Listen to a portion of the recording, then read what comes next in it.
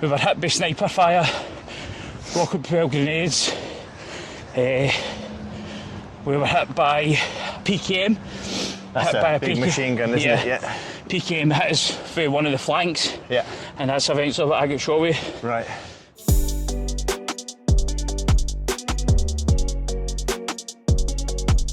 What a beautiful day. What's the date today? 26th of January 2024.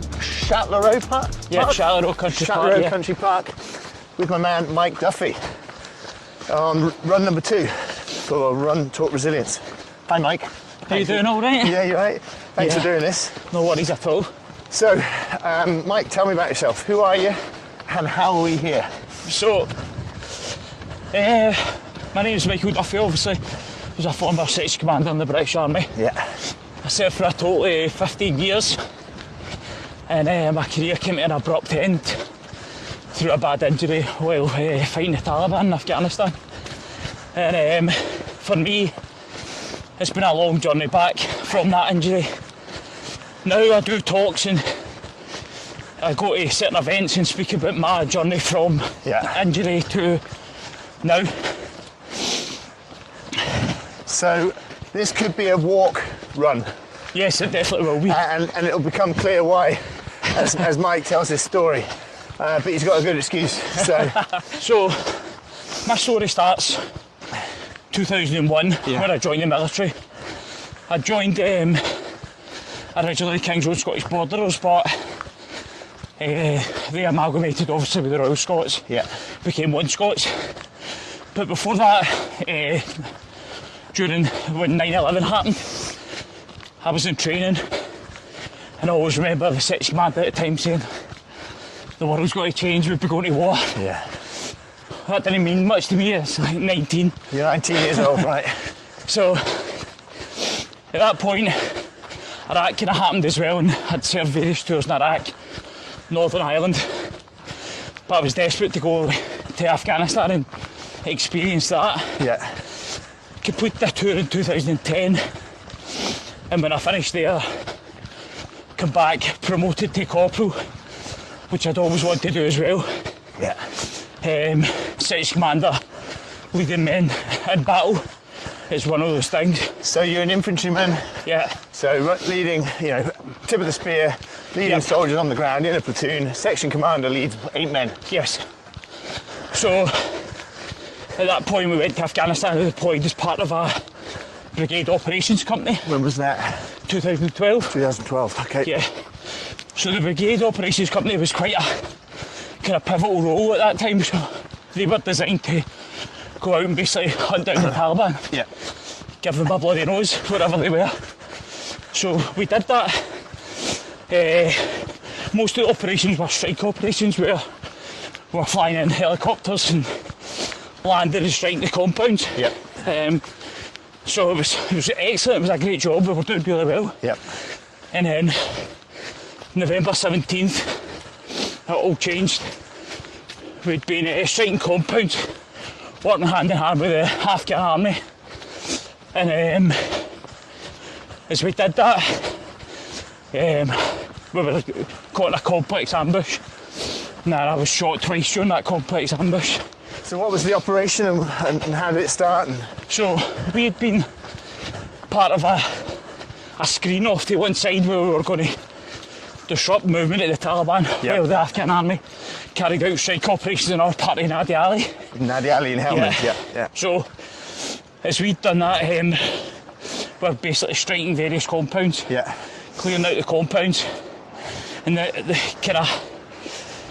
way it was working is the Afghan army needed, as you know, they need all the help they can get, and we want to take the fight away from them a wee bit and create that screen off to one side.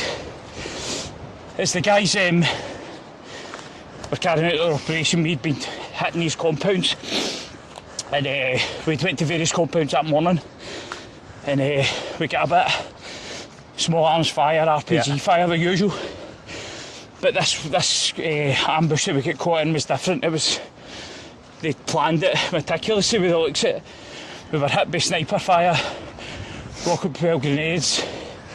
We were hit by PKM, That's hit by a big machine gun, isn't it? Yeah. PKM hit us for one of the flanks. Yeah. And that's eventually what I got shot with from one of the right-hand flank as we were engaging targets to the front. Yeah. We were right in the middle, no cover. One of the bullets passed through my right thigh, exed at my right thigh, and then went through my left thigh. Jeez. The next bullet went through my spine, ricocheted down off my spine, and then exed at my left hip, causing a catastrophic bleed on my left-hand side. Jeez. At that point, we drilled and drilled each other, like, if this happens, action John, this happens. But as a section commander, you never plan for you being hit. Yeah, you think you're invincible. You're the section commander running the show. Right, yes. You do that. Exactly that. But it's you. Yeah, so oh jeez. At that point, our world just went upside down, and we were just trying to get organised. But yeah. I think a third shot would have killed me, but the boys says I was like, when they were giving me first aid on the ground, I think they knew the section commander on the ground. It doesn't take your brains to work it out, to be honest. Like, you're the guy running about grabbing her, they're screaming and shouting, and they know that. But they were going to try and get the third shot to end it, I think. Right. So that's the way it panned out on that day. Jeez. Okay, so it's November, what was the date? November 17th. 17th, yeah. 2012. You've been hit twice, really badly, catastrophic bleed in your pelvis and your hip. Yeah. What happens then? So, whether this was total luck or, by the grace of God, an armoured ambulance showed up. Right. And there was a medic on board for the Army Medical Corps. Yeah. And she went to work on me. The boys had given me immediate first aid, life-saving treatment. Yep.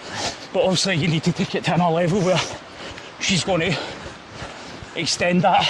You extend your life, essentially. Because you've got this 1 hour, the golden hour, haven't we? That was going round in my mind at that time. Trying to get you back to Camp Bastion, headquarters for the British. Amazing surgery, trauma surgery, but we've got to get you there. Yeah.